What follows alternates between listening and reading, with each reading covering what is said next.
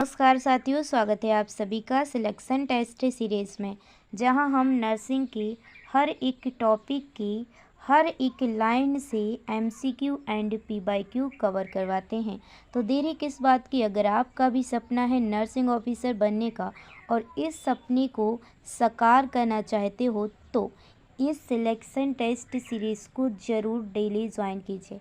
मैं एक बात हमेशा कहती हूँ बच्चा, फिर कहूँगी कि अगर आपको 100% अपना सिलेक्शन चाहिए तो आपको एमसीक्यू प्रैक्टिस करना पड़ेगी। जितने आप एमसीक्यू प्रैक्टिस करेंगे आपके उतने ही चांसेस सिलेक्शन के बढ़ जाएंगे। तो चलिए आज एक मोटिवेशन क्वाइट्स के साथ आज के इस बेहतरीन से सेशन को स्टार्ट करते हैं।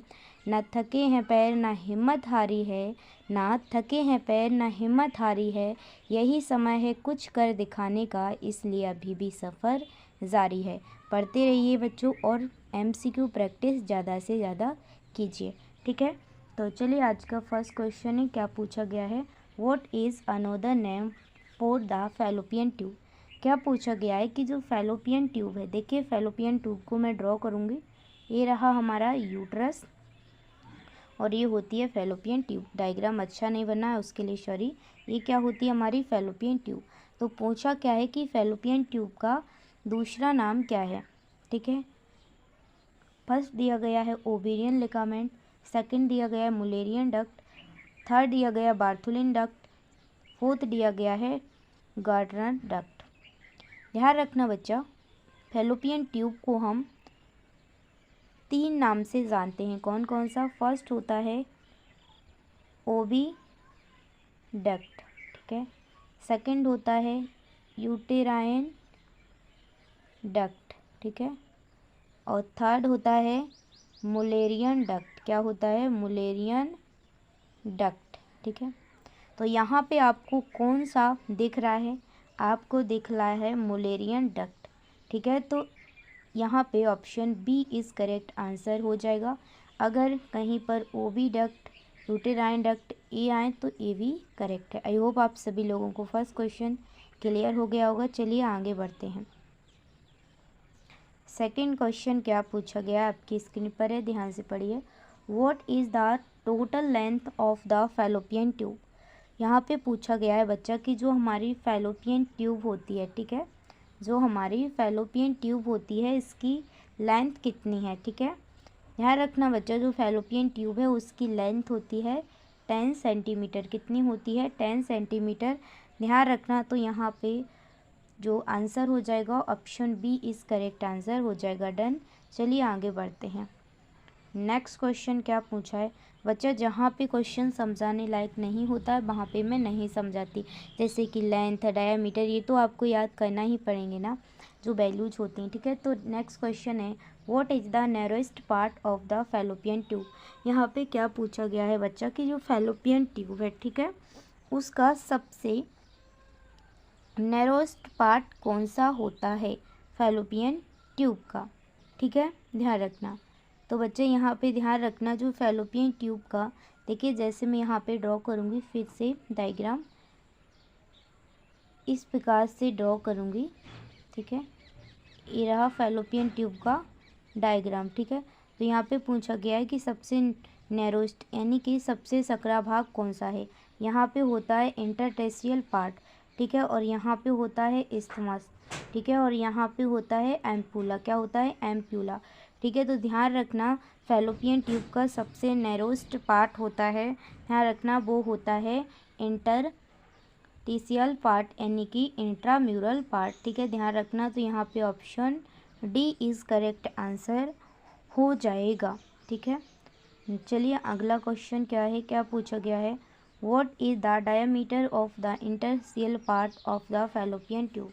क्या पूछा गया है कि जो फैलोपियन ट्यूब का इंटरस्टिशियल पार्ट होता है उसका जो डायमीटर है वो कितना होता है, ठीक है। तो ध्यान रखना, जो इंटरस्टिशियल पार्ट है फैलोपियन ट्यूब का उसका डायमीटर होता है 1 mm। कितना होता है, 1 mm, ठीक है। तो यहाँ पे option B is correct answer हो जाएगा। ध्यान रखना, अगर डायमीटर की बात की जाए तो कितना होगा, 1 mm, और लेंथ की बात की जाए, ठीक है, तो होती है 1.25 सेंटीमीटर, ठीक है। डन। तो चलिए आगे बढ़ते हैं। नेक्स्ट क्वेश्चन क्या पूछा गया है, the interstitial part of the fallopian tube opens into which structure.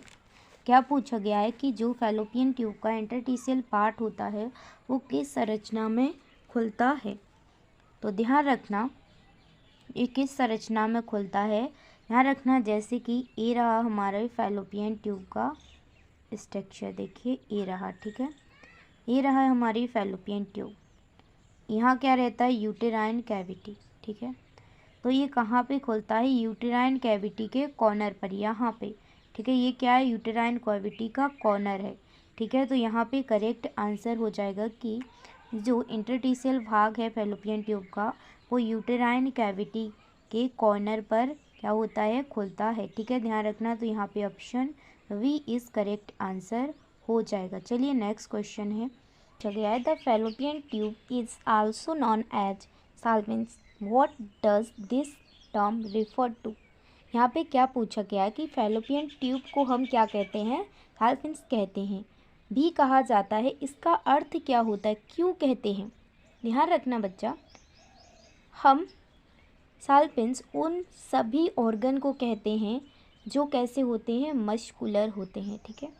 और फैलोपियन ट्यूब भी कैसी है, एक मस्कुलर डक्ट है, ठीक है, इसलिए हम फैलोपियन ट्यूब को साल्पिंजस कहते हैं, ठीक है। ध्यान रखना, तो यहाँ पे ऑप्शन क्या हो जाएगा, बी इज़ करेक्ट आंसर हो जाएगा। Done done done done. चलिए आगे बढ़ते हैं। देखिए नेक्स्ट क्वेश्चन क्या पूछा गया है आपकी स्क्रीन पर, ध्यान से रीड करिए। Which part of the fallopian tube is closest to the uterus.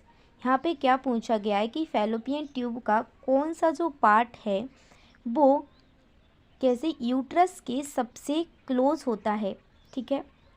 ध्यान रखना बच्चा, मैंने कल डायग्राम ड्रॉ किया था, फिर यहाँ पे मैं ड्रॉ करूँगी, ठीक है। डायग्राम ऐसा ही बनेगा डायग्राम, ठीक है, कोई नहीं, समझने के लिए बना देती हूँ, ठीक है। ये रहा हमारा डायग्राम, ठीक है, ऐसे ही समझ लीजिए, थोड़ा और अच्छा बना देती हूँ, ठीक है। ये रहा हमारा, क्या रहा, डायग्राम, ठीक है। यहाँ पे क्या होता है, हमारी फैलोपियन ट्यूब होती है, ठीक है। यहाँ पे क्या होता है, हमारा इंटरस्टिशियल पार्ट होता है, फिर यहाँ पे होता है इस्थमस, यहाँ पे होता है एम्प्यूला और इधर होता है इनफंडिबुलम। तो कौन है सबसे निकट, इंटरस्टिशियल पार्ट। तो यहाँ पे ऑप्शन में दिया गया है इंटरस्टिशियल भाग क्या होता है, तो यूट्रस के सबसे क्लोज होता है, यानी पास होता है, ठीक है। तो यहाँ पे option C is correct answer हो जाएगा। आई होप बच्चों आप सभी लोगों को समझ में आ गया होगा। चलिए आगे बढ़ते हैं। नेक्स्ट क्या पूछा गया है, which type of epithelial tissue lines the fallopian tube. यहाँ पे पूछा क्या गया है कि फैलोपियन ट्यूब को किस प्रकार की जो एपिथेलियल टिश्यू है वो लाइंस यानी उसकी बनी होती है, ठीक है। ध्यान रखना बच्चा, जो फैलोपियन ट्यूब है वो सिलाइटेड कॉलमनर एपिथेलियल, ठीक है, उसकी बनी होती है। तो इस पर यहाँ पे option C is correct answer हो जाएगा, क्या हो जाएगा, सी इज़ करेक्ट आंसर हो जाएगा। Done done done done. चलिए आगे बढ़ते हैं। नेक्स्ट क्वेश्चन बच्चा, मैं हमेशा कहती हूँ फिर कहूँगी, अगर आपको 100% अपना सिलेक्शन लेना है तो जितनी आप MCQ प्रैक्टिस कर सको उतनी करो। जैसे कि आपने एक टॉपिक पढ़ा, मान लीजिए फंडा का CPR पढ़ा या ड्रग एडमिनिस्ट्रेशन पढ़ा या एनीमा पढ़ा, कोई भी फंडा का टॉपिक पढ़ा तो उससे रिलेटेड MCQ प्रैक्टिस कीजिए जितना हो सके, ठीक है। इसके बाद मान लीजिए आपने एनाटॉमी का कोई भी सिस्टम पढ़ा, सर्कुलेटरी या नर्वस सिस्टम, कोई भी सिस्टम पढ़ा, उसके MCQ लगाइए। वैसे ही हर एक सब्जेक्ट के जो भी आप टॉपिक पढ़ते हो उसके MCQ ज़रूर प्रैक्टिस करना है। अगर आप बच्चा थ्योरी प्रैक्टिस भी कर लोगे, अच्छे से याद भी कर लोगे थ्योरी को, अगर आप MCQ प्रैक्टिस नहीं करेंगे बच्चा तो आपके सिलेक्शन के चांसेस ज़ीरो है। मैं आज भी कह रही हूँ और हमेशा यही बात कहती हूँ, ठीक है। तो चलिए क्वेश्चन की तरफ बढ़ते हैं। क्या पूछा गया है, what is the main function of the fallopian tube secretion. यहाँ पे क्या पूछा गया है कि फैलोपियन ट्यूब के सिक्रेशन का मुख्य कार्य क्या होता है, ठीक है। जो फैलोपियन ट्यूब से सिक्रेशन होता है उसका मुख्य कार्य क्या होता है, ठीक है। ध्यान रखना, उसका जो कार्य होता है वो क्या करता है, जो हमारा निषेचित अंडाणु हैं, ठीक है, उसको क्या करता है, पोषण देने का काम करता है, नरिश करता है द कॉन्सेप्टस। ठीक है, ध्यान रखना। तो यहाँ पे option B is correct answer हो जाएगा। देखिए नेक्स्ट क्वेश्चन क्या पूछा गया है, which structure is transported by the fallopian tube. यहाँ पे जो आपको जो भी स्ट्रक्चर, जो भी आपको टर्म दिख रहे हैं, इनमें से आपको बताना है कि फैलोपियन ट्यूब किस संरचना को ट्रांसपोर्ट करती है। ठीक है, ध्यान रखना बच्चा, जो फैलोपियन ट्यूब है वो स्पर्म एंड ओवम को क्या करती है, ट्रांसपोर्ट करती है। ठीक है, ध्यान रखना। तो यहाँ पे option B is correct answer हो जाएगा। Gametes male and female, male में कौन से होते हैं, स्पर्म, एंड फीमेल में ओवम होते हैं। आप ओवम को ओवा भी बोल सकते हैं। आई होप आप सभी लोगों को क्लियर हो गया होगा। चलिए आगे बढ़ते हैं। नेक्स्ट क्वेश्चन क्या पूछा गया है, ध्यान से पढ़िए। In Kartagener syndrome the function of which fallopian tube component is lost. यहाँ पे क्या पूछा गया है कि अगर कार्टेजनर सिंड्रोम में फैलोपियन ट्यूब की किस घटक की क्रिया समाप्त हो जाती है। अगर कार्टेजनर सिंड्रोम हो गया, ठीक है, तो फैलोपियन ट्यूब में क्या नहीं होगा, क्या काम रुक जाएगा। ठीक है, ध्यान रखना बच्चा, जो कार्टेजनर सिंड्रोम होते हैं, अगर किसी को ये हो गया तो ये क्या करते हैं, जो भी हमारे क्या होते हैं, जो भी हमारे जैसे कि हमारे स्पर्म हैं वो क्या हो जाएंगे, वो क्या हो जाएंगे, वो पहुंच नहीं पाएंगे। अगर पहुंच भी गए तो फिर वो इम्प्लांट नहीं हो पाएंगे। ठीक है, इसलिए क्या होता है, अगर किसी को कार्टेजनर सिंड्रोम होता है तो उसके जो भी सिलियरी फंक्शन होते हैं वो क्या हो जाते हैं, लॉस्ट हो जाते हैं। ठीक है, ध्यान रखना। तो यहाँ पे option C is correct answer हो जाएगा। ठीक है, और जो कार्टेजनर सिंड्रोम होता है बच्चा, ये एक जेनेटिक डिसऑर्डर है। ठीक है, जेनेटिक बीमारी है। ठीक है, ध्यान रखना। आई होप आप सभी लोगों को समझ में आ गया होगा कि अगर किसी को कार्टेजनर सिंड्रोम हो जाता है तो फैलोपियन ट्यूब में जो सिलेरी फंक्शन है वो कैसे हो जाते हैं, लॉस्ट हो जाते हैं। अगर ये फंक्शन लॉस्ट हो जाती हैं तो किसी महिला को क्या हो जाएगी, इनफर्टिलिटी हो जाएगी। क्या हो जाएगी, इनफर्टिलिटी हो जाएगी, और एक्टोपिक प्रेगनेंसी हो सकती। इनफर्टिलिटी कब हो जाएगी, जब स्पर्म जा ही नहीं पाएगा अंदर। और एक्टोपिक प्रेगनेंसी, अगर स्पर्म चला भी गया तो क्या होगा, जो अगर चला भी गया तो जो वो इम्प्लांट नहीं हो पाएगा गर्भाशय में। ठीक है, ध्यान रखना। तो यहाँ पे option C is correct answer हो जाएगा कि फैलोपियन ट्यूब में जो भी सिलियरी फंक्शन होते हैं वो लॉस्ट हो जाते हैं। आई होप बच्चा आप सभी लोगों को समझ में आ गया होगा। मैंने बता ही दिया है कि देखिए यहाँ पे ये कैसा है, एक जेनेटिक डिसऑर्डर है। ठीक है, इनफर्टिलिटी, और जो मैंने बताया एक्टोपिक प्रेगनेंसी भी हो सकती है। आई होप आप सभी लोगों को यह पॉइंट क्लियर हो गया होगा। चलिए आगे बढ़ते हैं, क्या पूछा गया है। देखिए बच्चा, नेक्स्ट क्वेश्चन पूछा गया है, व्हाट इज़ साल्विंगाइटिस। क्या पूछा गया है यहाँ पे कि साल्विंगाइटिस क्या है, किसे कहते हैं हम। ध्यान रखना बच्चा, जब फैलोपियन ट्यूब में क्या हो जाएगा, इन्फ्लामेशन हो जाता है। क्या हो जाता है, इन्फ्लामेशन हो जाता है, तो उसी को हम साल्विंगाइटिस कहते हैं। ठीक है, तो यहाँ पे कौन सा हो जाएगा, ऑप्शन सी में लिखा है इन्फ्लामेशन ऑफ फैलोपियन ट्यूब, उसी को हम साल्विंगाइटिस कहते हैं। और most common type of PID किसका है, most common type of PID यानी पेल्विक इन्फ्लामेटरी डिसीज़। ठीक है, ध्यान रखना। तो यहाँ पे option C is correct answer हो जाएगा। नेक्स्ट क्वेश्चन है, क्या पूछा गया है, salpingitis is the most common form of which reproductive condition. यहाँ पे क्या पूछा गया है कि साल्विंगाइटिस किस प्रजनन रोग का सबसे सामान्य रूप है। मैंने ऊपर बताया था मोस्ट कॉमन क्या है, पीआईडी। ठीक है, ध्यान रखना। तो यहाँ पे option B is correct answer हो जाएगा, पेल्विक इन्फ्लामेटरी डिसीज़। ठीक है, डन। चलिए आगे बढ़ते हैं। बच्चा मैंने यहाँ पर इंग्लिश एंड हिंदी इसलिए क्वेश्चन लिखे हैं क्योंकि जो जेएनएम के बच्चे होते हैं वो कहीं जैसे एमपी स्टेट में हैं तो वहाँ पे हिंदी एंड इंग्लिश दोनों लैंग्वेज में चलता है, तो आज सभी के लिए हेल्प हो जाएगा। ठीक है, इसलिए दोनों लैंग्वेज में मैंने रखा है। ठीक है, तो चलिए नेक्स्ट क्वेश्चन क्या पूछा गया है, व्हाट इज साल्फिंगेक्टोमी। यहाँ पे क्या पूछा गया है कि साल्फिंगेक्टोमी क्या है।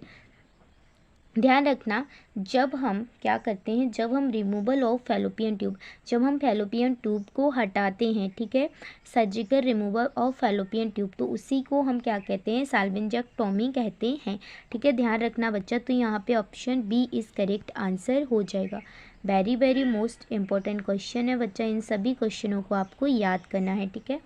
नेक्स्ट क्वेश्चन क्या पूछा है, what is the common cause of infertility related to PID. यहाँ पे पूछा ये गया है बच्चा कि पीआईडी से संबंधित बांझपन यानी इनफर्टिलिटी का सबसे समान कॉमन कॉज क्या है, ठीक है, कॉमन कॉज क्या है। तो यहाँ पे जो कॉमन कॉज हो जाएगा वो होगा बच्चा कि blockage of damage to fallopian tubes, क्या हो जाएगा, फैलोपियन ट्यूब में रुकावट या फिर उसका डैमेज होना, ठीक है, ध्यान रखना। तो यहाँ पे option C is correct answer हो जाएगा। आई होप आप सभी लोगों को पॉइंट क्लियर हो गया होगा। चलते हैं आगे। नेक्स्ट क्वेश्चन क्या पूछा गया है, what is the narrowest part of the fallopian tube. यहाँ पे पूछा गया है बच्चा कि जो फैलोपियन ट्यूब है, ठीक है, इसका सबसे नैरोस्ट पार्ट कौन सा होता है, ठीक है, सबसे पतला। ध्यान रखना बच्चा, जो फैलोपियन ट्यूब है उसका सबसे नैरोस्ट पार्ट होता है जो फैलोपियन ट्यूब के यहाँ पाया जाता है, ठीक है, यहाँ पे कौन सा होता है, वो होता है इंटरटिशियल या इंट्राम्यूरल पार्ट भी बोलते हैं। ध्यान रखना बच्चा, यहाँ पे option D is correct answer हो जाएगा। बच्चा मैं यहाँ पे नर्सिंग के हर एक टॉपिक की हर एक लाइन से एमसीक्यू लेके आती हूँ, जिससे आपको कोई भी कन्फ्यूजन ना हो, ठीक है। चलिए नेक्स्ट क्या पूछा गया है, what is the length and diameter of the interstitial part of the fallopian tube. यहाँ पे क्या पूछा गया है बच्चा कि फैलोपियन ट्यूब के इंटरटिशियल भाग की जो लेंथ एंड डायमीटर है वो कितना होता है।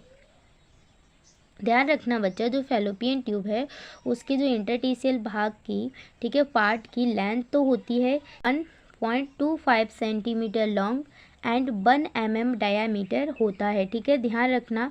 तो यहाँ पे option B is correct answer हो जाएगा। चलिए आगे बढ़ते हैं। नेक्स्ट क्वेश्चन आपकी स्क्रीन पर है, क्या दिया गया है, ध्यान से पढ़ो।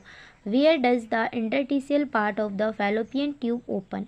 यहाँ पे पूछा गया है बच्चा कि जो फैलोपियन ट्यूब का इंटरटिशियल भाग होता है, पार्ट होता है, वो कहाँ पे खुलता है, ठीक है, ठीक है।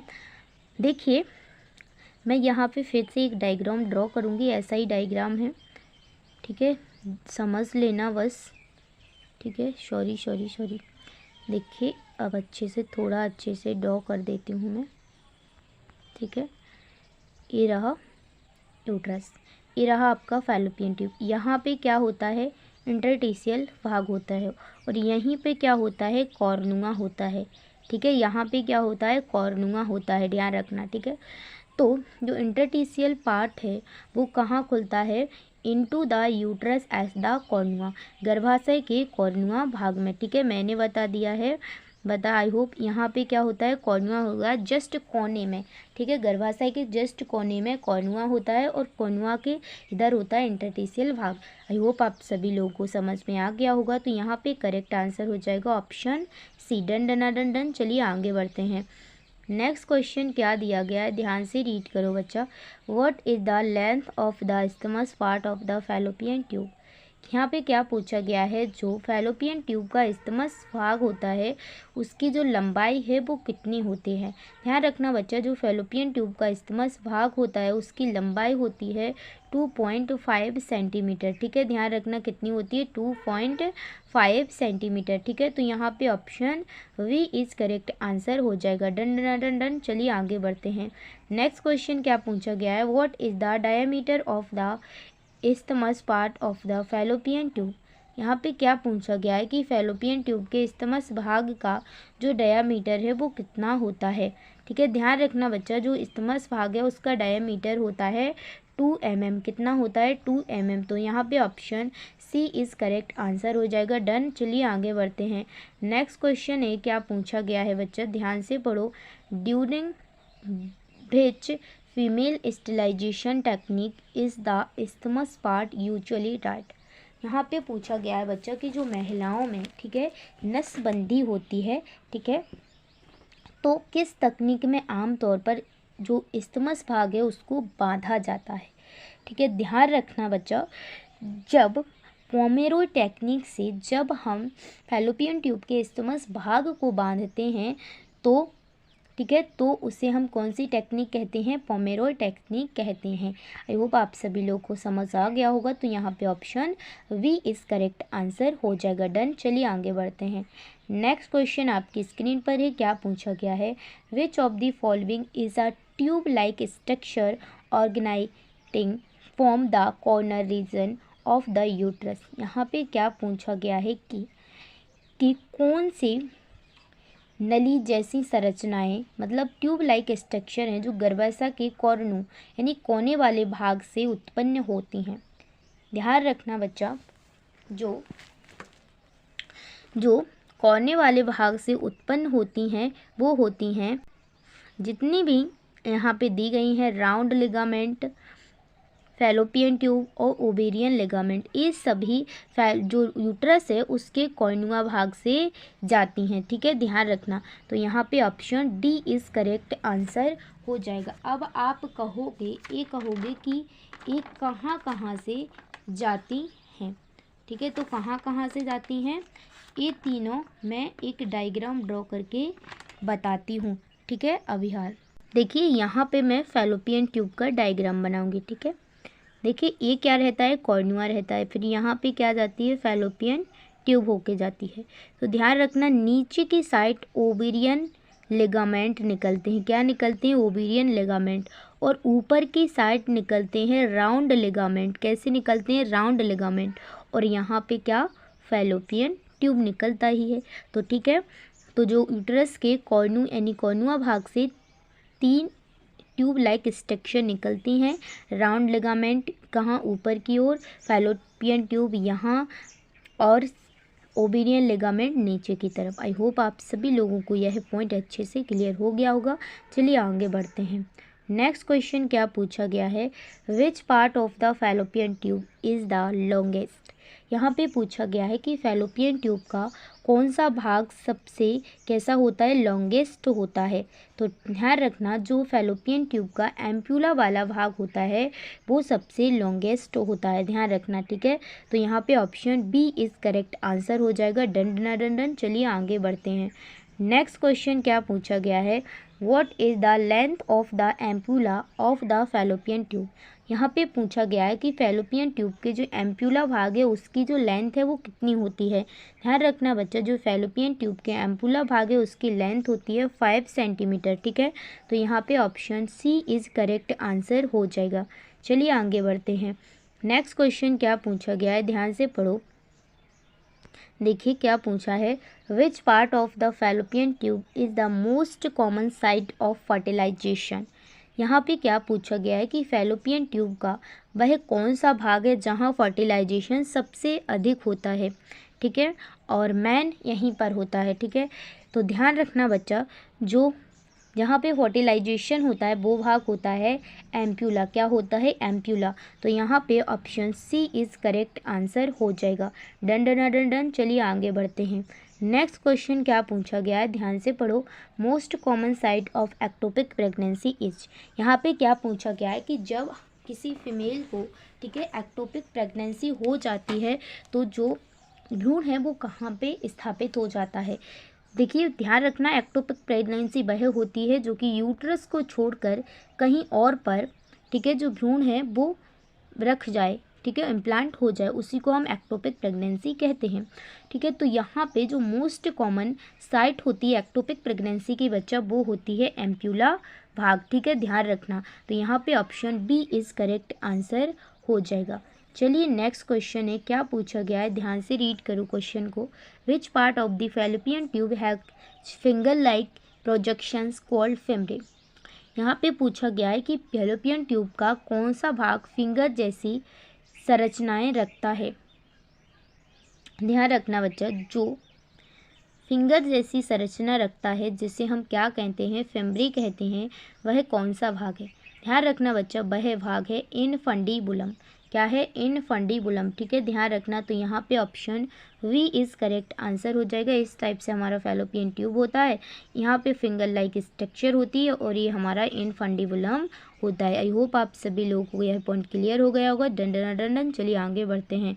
ठीक है, नेक्स्ट क्वेश्चन क्या पूछा गया है, ध्यान से रीड करो। Longest fimbriae of the infundibulum is called.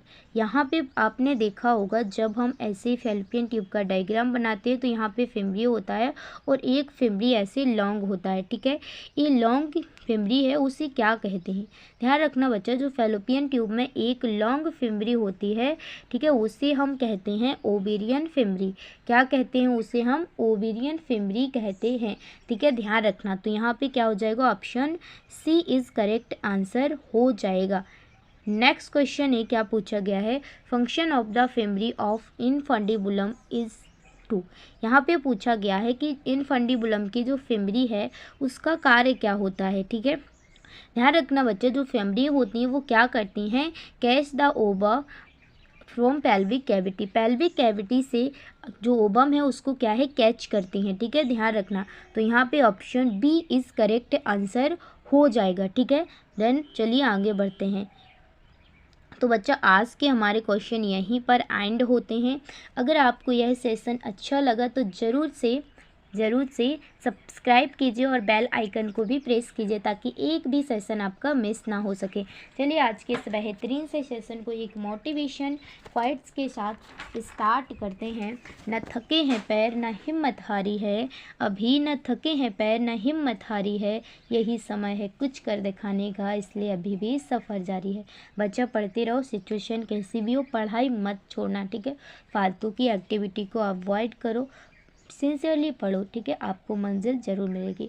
Bye bye, take care, love you बच्चों। मिलते हैं नेक्स्ट क्लास में, तब तक के लिए अपने हेल्थ का ज़रूर ध्यान रखें। Bye bye.